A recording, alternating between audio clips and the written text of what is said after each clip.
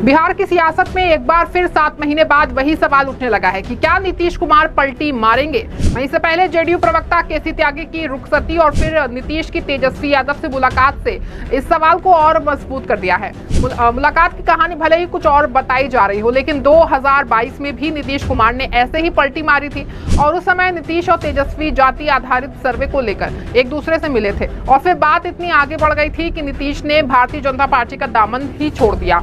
आपको बता रहे कि नीतीश कुमार पिछले 10 सालों में 5 बार पलटी ही मार चुके हैं। हर बार पलटी या तो लोकसभा चुनाव से पहले या विधानसभा चुनाव से पहले मारते हैं। आखिरी पलटी उन्होंने इसी साल जनवरी में लोकसभा चुनाव से पहले मारी थी और नीतीश कुमार ने इंडिया गठबंधन का दामन छोड़कर एनडीए में चले गए थे।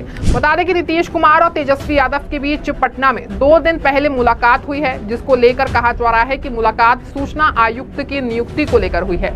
लेकिन इसी तरह से 2022 में नीतीश और तेजस्वी की मुलाकात जातीय जनगणना को लेकर हुई थी और फिर दोनों साथ आ गए थे। नीतीश कुमार पॉलिटिकल यूटर्न लेंगे या नहीं, इसकी ना तो जेडीयू सिरे से खारिज कर रहा है और ना ही आरजेडी ये मजबूती से कह रहा है कि हम साथ नहीं जाएंगे। वहीं बीजेपी भी इस पर चुप है। जाति आधारित सर्वे और उससे मिलने वाले आरक्षण पर हाईकोर्ट की रोक लग चुकी है। मामला सुप्रीम कोर्ट में है, जहां पर बहुत कुछ केंद्र पर निर्भर करेगा। कहा जा रहा है कि केंद्र इस पर ज्यादा एक्टिव नहीं है, क्योंकि केंद्र की वजह से बिहार को अगर सर्वे आधारित आरक्षण को हरी झंडी मिलती है तो अन्य राज्यों में यहां मांग तेज हो जाएगी। इसके चलते बीजेपी इस तरह की कोई जोखिम नहीं लेना चाह रही है। बता दें कि बीजेपी की साफ मंशा है कि अगर देश की जनता को पता चल गया कि देश में किस जाति की कितनी भागीदारी है तो उससे मोदी की सत्ता पर प्रभाव पड़ेगा और उन सभी को आरक्षण देना होगा, जिसके चलते मोदी इस मामले पर चुप्पी साधे हुए हैं। वहीं बिहार में पिछले 6 महीने में प्रशांत किशोर और उनकी रणनीति सुर्खियों में है। पीके लगातार नीतीश कुमार और तेजस्वी यादव के वोट बैंक में सेंध लगाने की रणनीति पर काम कर रहे हैं। प्रशांत किशोर ने हाल ही में नीतीश के कोर वोटर्स, महिला, महादलित और अन्य पिछड़ा वर्ग को साधने के लिए पटना में कार्यक्रम किया। इसी तरह तेजस्वी की पार्टी को कोर वोटर्स माने जाने वाले मुस्लिम और युवा को भी पीके रिझाने में जुटे हैं।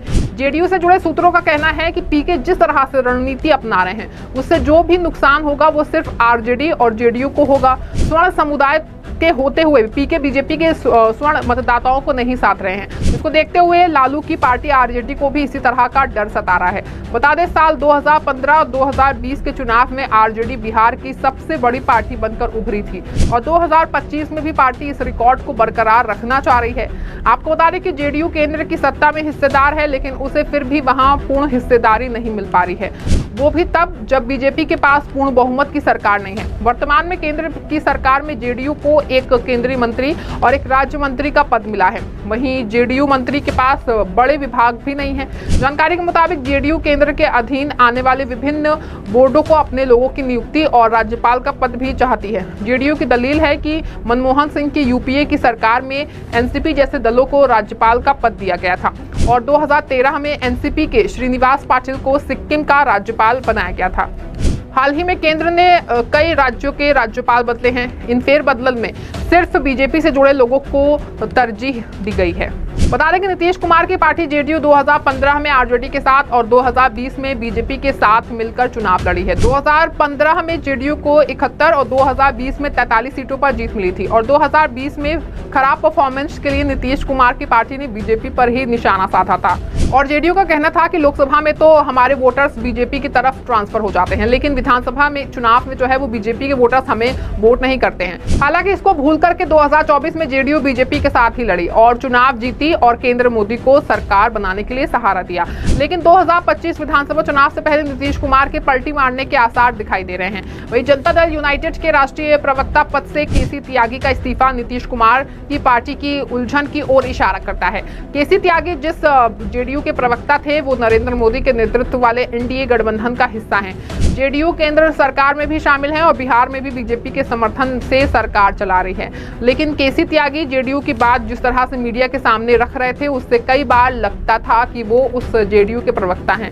जब नीतीश कुमार का तेवर 2017 से पहले वाला हुआ करता था तब केसी त्यागी की टिप्पणी से एनडीए की लाइन के बचाव से ज्यादा सवाल खड़े हो रहे थे और उन्होंने मोदी सरकार की नीतियों पर जमकर सवालिया निशाना लगाए थे।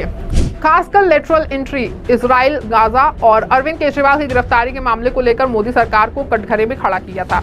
बता दें कि महागठबंधन की सरकार में नीतीश कुमार ने मुख्यमंत्री रहते हुए बिहार में जातिगत जनगणना कराई। इसके बाद वो फिर बीजेपी के साथ हो गए। वहीं बीते दिनों आरएसएस के अखिल भारतीय प्रचार प्रमुख सुनील आम्बेकर ने कहा था कि जाति जनगणना संवेदनशील मामला है और इसका इस्तेमाल राजनीतिक या चुनावी उद्देश्यों के लिए नहीं किया जाना चाहिए, बल्कि इसका इस्तेमाल पिछड़े समुदाय और जातियों के कल्याण के लिए होना चाहिए। ये बयान बीजेपी के जातिगत जनगणना पर दिए गए पिछले बयानों से अलग है। बता दें कि बीते साल छत्तीसगढ़ की एक रैली में प्रधानमंत्री नरेंद्र मोदी ने कहा था कि गरीब ही सबसे बड़ी जाति और सबसे बड़ी आबादी है। कांग्रेस देश में हिंदुओं को बांट रही है। वहीं केसी त्यागी संघ के बयान को बीजेपी की ओर से जातिगत जनगणना के प्रति सकारात्मक पहल के रूप में देखते हैं।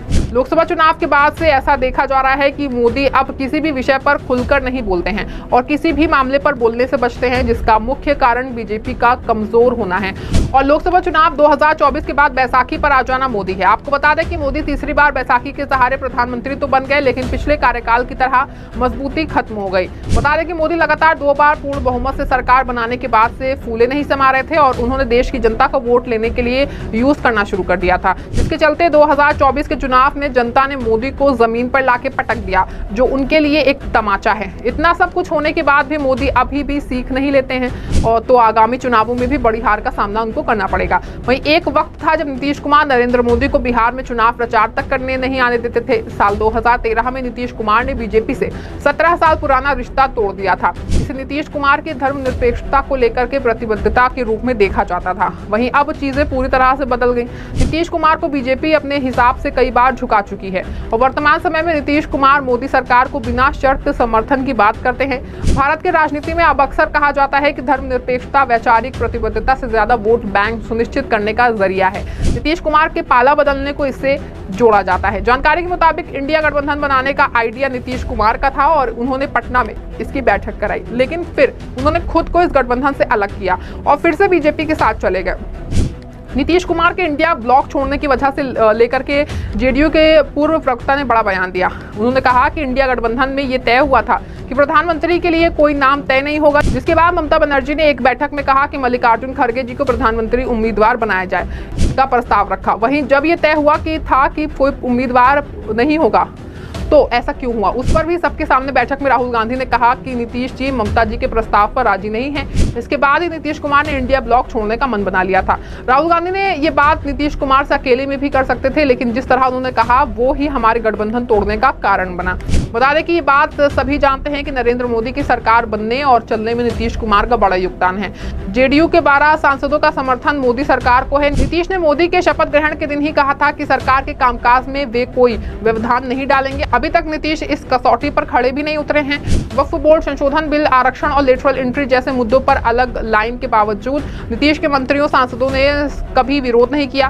केसी त्यागी का मुंह खुला तो नीतीश ने बंद करा दिया। केंद्र में कम महत्व के विभाग जब जेडीयू कोटे के मंत्रियों को मिले तब भी उन्होंने कोई आपत्ति नहीं जताई। लोकसभा स्पीकर और डिप्टी स्पीकर के चुनाव में भी वे भाजपा के साथ रहे। इसके बावजूद नीतीश कुमार को लोग संदेह की नजरों से देख रहे हैं, तो इसकी सिर्फ और एक वजह ही है, उनकी पलटी मारना राजनीति। वही अब देखना होगा कि नीतीश कुमार मोदी से किए गए बातों पर कितना कायम रहते हैं या पहले की तरह विधानसभा चुनाव से पहले पलटी मार लेंगे।